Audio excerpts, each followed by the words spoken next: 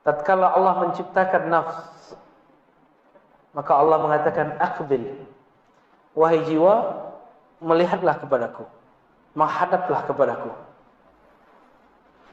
Fala yuqbil, tapi dia tidak mau menghadap. Lalu Allah katakan lagi, ya nafs aqbil, wahai jiwa, menghadaplah kepadaku.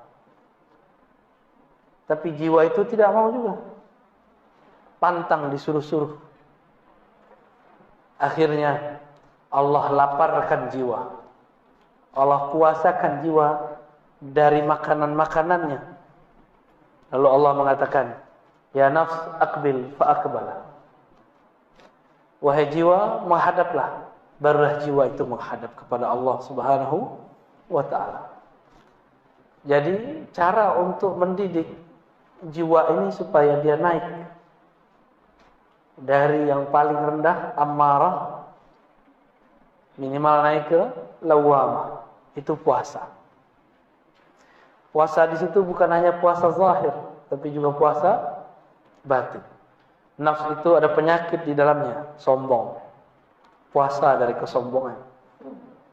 Nafs itu pengen didengar selalu, tidak mau mendengar orang. Nafs itu pengennya ditaati, tapi tidak mau mentaati. Lalu nafs ini punya poros. Ada raja di dalam dirinya bernama qalbu. Jangan sampai nafs ini menjadi rajanya qalbu, tapi qalbu harus menjadi rajanya nafs. Bagaimana caranya? Karena qalbu ini tempat Allah memandang, maka lakukanlah seperti Allah pernah dulu melakukannya.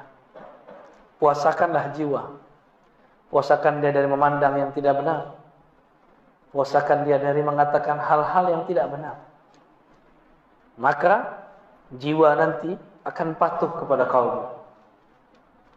Banyak-banyak puasa. Puasa zahir dari makan, minum, juga puasa batin. Nabi mengatakan, wa idza kana yaumu ahadikum, yaumu shaumi ahadikum falyakul, wa idza kana, apabila yaumu shaumi ahadikum, ya, hari kalian berpuasa, lalu ada orang syatamahu aw qatalahu, falyakul inni shaim. Ada orang ngajak dia berantem, katakan inni shaim, aku sedang berpuasa. Berarti puasa di hadis ini apa? Hadis Sahih Bukhari. Puasa emosi. Puasa emosi. Nabi itu sangat mengerti kondisi jiwa. Maka Nabi mengatakan, jika kamu marah dalam keadaan berdiri, duduklah. Jika dalam duduk marah, maka tidurlah. Itu sebabnya saya kalau ceramah, saya memilih bersandar, ya, supaya tidak, emosinya tidak meluap-luap. Ya, silakan para satis dicobain. Ya, cobain kalau ceramah itu bersandar. Maka kita nafsnya sudah disandarkan, tinggal yang bicara kolbunya, lidahnya dipinjam sebentar. Jadi si jiwa ini harus dipuasakan terus, nanti dia naik ke lawamah. Apa ciri-ciri jiwa kita sudah naik ke lawamah? Kita suka menyesali perbuatan.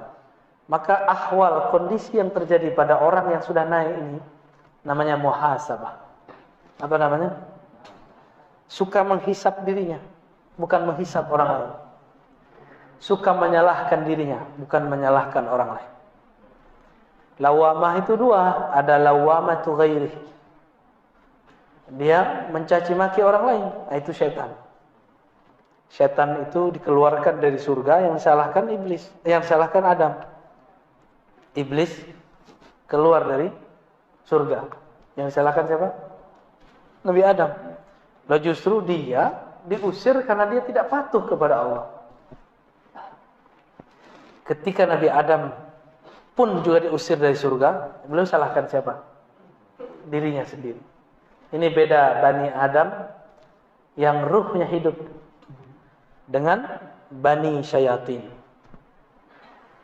Bani Syayatin ini bisa manusia, Kan ada syayatinul jinni wal ins, keturunan atau pengikut setan. Apa aja disalahkan orang, enggak pernah menyalahkan diri.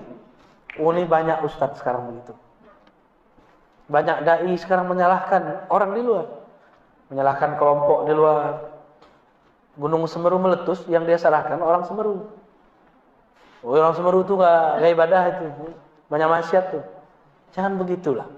Kalau Anda tidak sanggup membantu mereka, jangan sakiti hati mereka. Sinabung, dekat sini ya. Oh, di bawahnya banyak orang kafir. Kalau engkau tidak mau bantu, puskut, diam aja. Karena untuk membantu tidak mesti dia seorang muslim.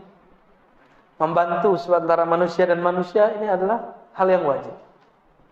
Karena Nabi memahami ayat Allah jadikan kamu berkabilah-kabilah, bersuku-suku, lita'arafu, supaya kamu berkenalan. Salah satu penyakit jiwa itu adalah merasa dirinya baik. Itu satu. Yang kedua, merasa sukunya terbaik. Hati, ya. Ini kita ini nggak tahu sebenarnya suku orang Medan ini banyak, ya. Di Medan ada Melayu, ada Batak, ada Minang, ada Jawa, ada Mandailing itu masuk Batak, Batak sendiri, masuk Batak ya.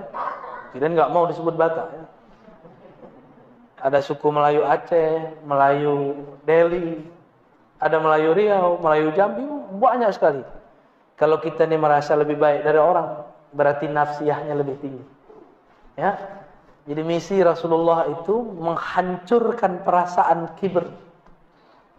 Jadi nafs al-ammarah tadi dia punya karakter. Karakter dia merasa lebih baik dari orang. Jadi kalau kita duduk di sini merasa lebih baik dari yang di samping, berarti nafs ammarahnya masih aktif. Harus dipuasakan. Harus dihantam dengan puasa. Kalau sudah naik ke lawamah, dia sering muhasabah.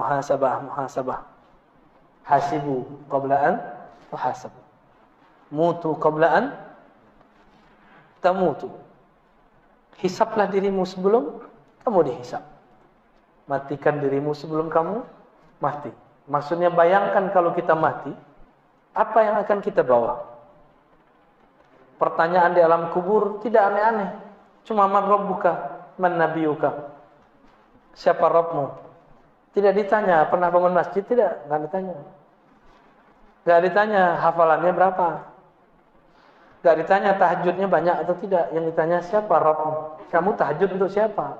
Kamu bangun masjid karena siapa? Kamu sekolah karena siapa?